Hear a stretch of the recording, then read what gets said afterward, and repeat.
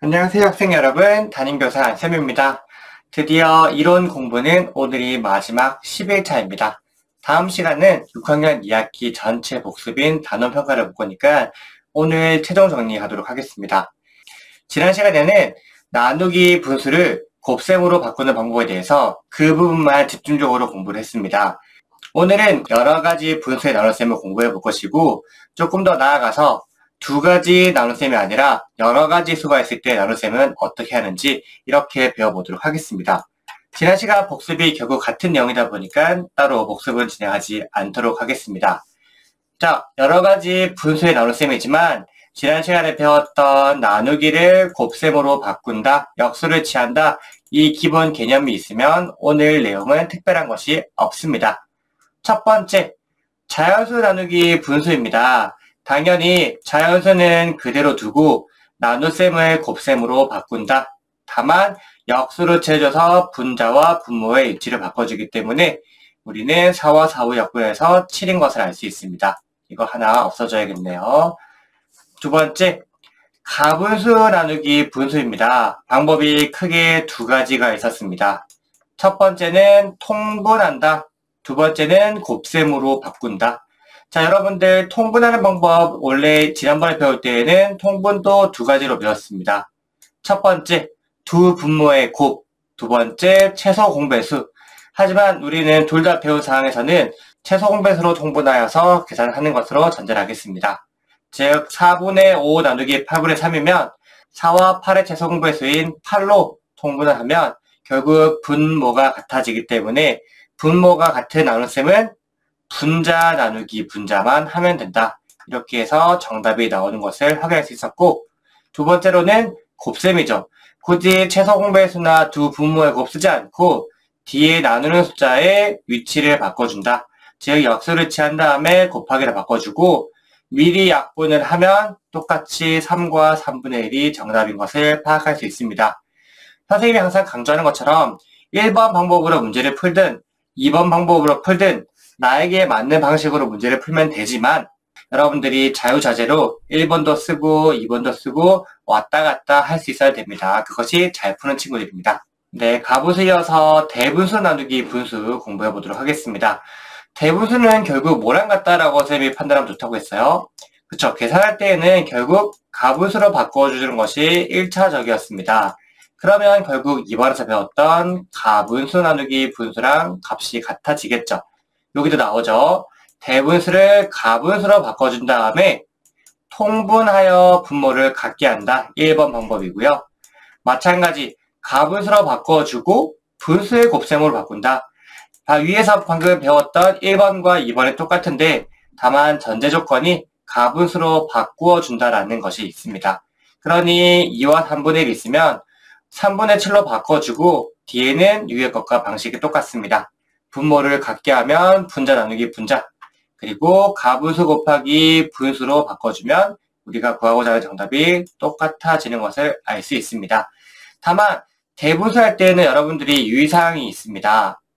여기에 보면 대분수는 자연수와 진분수의 합으로 계산을 하죠. 그런데 이것을 분리하자면 2 나누기 6분의 5 따로 하고 또 3분의 1 나누기 6분의 5 이렇게 해도 정답은 돼요. 하지만 그렇기 위해서는 나누기를 2번 하고 또 가운데 덧셈을 해야 되는 3번이나 계산해야 되기 때문에 불편합니다. 그래서 그냥 따로 분리하지 않고 가분수로 바꿔준 다음에 바로 계산하는 것이 가장 현명한 방법임을 여러분들이 알았으면 합니다. 그리고 추가적으로 2와 3분의 1이라는 대분수는 2 더하기 3분의 1이 합쳐진 것이잖아요. 선생님이 방금 말했죠. 이렇게 분리하라는 거. 그런데 대부분의 친구들이, 그런데 종종 학생들 중에서 몇몇 친구들이 이 2라는 것을 계산하지 않고 2는 그대로 두고 이렇게만 계산하는 친구들이 있어요. 구체적으로 선생님이 밑에 깊은 생각으로 예시를 들어볼게요. 네, 여기 나와 있죠. 대분수 나누기 분수를 계산할 때 자연수는 제외하고, 즉 2를 신경 쓰지 않고 분수의 나눗셈만 계산하는 친구들이 있어요. 그럼 당연히 정답이 어떻게 될까요? 정답이 아니고 틀릴 수밖에 없겠죠. 하지만 당사자는 내가 왜 틀렸는지 모르는 친구들이 있는데 이거 다시 한번 꼼꼼하게 보겠습니다. 대분수는 만약에 분리를 한다면 모두 나눠줘야 됩니다. 5와 6분의 5가 있을 때 지금 곱셈으로 잘 바꿔줬죠. 역수는 잘 취했습니다. 12분의 7을 분자와 분모 위치를 바꿔서 7분의 12로 했는데 6과 11을 약분했더니 3, 5 이렇게 되는 것이죠. 이것은 적합하지 않은 거예요. 왜냐하면 사실 이 6분의 5가 아니라 대분수로 바꿔줄 경우에는 6분의 5가 아니라 6분의 23으로 계산을 해야 약분을 하고 곱셈을 할 수 있는데 지금은 3을 무시한 채 3은 그대로 주고 뒤에 분수만 계산했잖아요. 이렇게 되면 계산이 완전히 달라집니다. 이거 꼭 명심을 하면 좋겠고요. 만약에 분리해서 계산하고 싶다. 뒤에 있는 것은 앞에 있는 자연수 3과도 나눠줘야 되고 뒤에 있는 진분수 6분의 5랑도 나눠줘야 됩니다. 그러면 각각 역수를 취하고 그리고 나서 남은 값을 더해주고 그리고 또 대분수로 바꿔줘야 돼요. 보기만 해도 정말 귀찮고 복잡하잖아요. 수학 계산에서는 이 과정이 많고 길수록 여러분들이 계산 실수할 확률이 높아지고 내가 어디서 잘못했는지 찾기 어렵거든요. 그러니까 처음부터 간단하게 할 수 있는 가분수로 바꿔주고 그리고 그 가분수인 상태에서 곱셈으로 바꿔주면 계산이 한 번에 끝나거든요. 이를 유의해서 문제를 풀어주면 되겠습니다. 이해했죠? 네, 대분수 나누기 분수를 설명하다가 자연스럽게 보충 설명과 깊은 생각까지 이어갔습니다. 끝으로 분수 나누기, 분수 나누기, 분수 지금 세 가지 숫자의 나눗셈이죠. 여러분들 12 나누기 4 나누기 3 이거 어떻게 했었나요?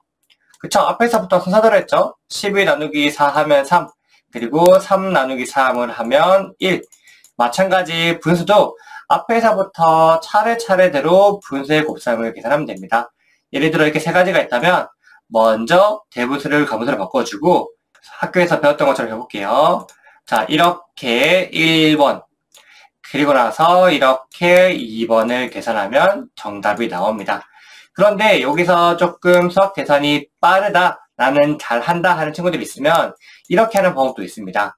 세 가지면 4분의 3 곱하기 5분의 4 곱하기 마지막 3분의 5니까 5분의 3까지 해서 세 가지를 동시에 계산하는 방법도 있습니다.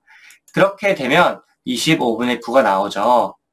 숫자가 많으면 많을수록 약분할 사항들이 생겨나는 경우가 많거든요. 그래서 나는 하나씩 계산하는 게 편합니다 하는 친구들은 방금대로 앞에서부터 계산하고요. 저는 약분하는 것이 익숙합니다 하는 친구들은 쭉 나열한 다음에 서로 분모와 분자에 약분할 것을 최대한 찾고 계산하면 숫자가 커지지 않고 간단하게 기하분수로 바로 정답이 나올 수 있습니다. 오늘 여러 가지 분수의 나눗셈과 여러 숫자가 있을 때 어떻게 나누면 되는지에 대해서 살펴보았습니다. 꼼꼼하게 문제를 풀고 이따 발전 문제 해설할 때 만나도록 하겠습니다. 그럼 오늘도 문제 꼼꼼하게 풀어봅시다.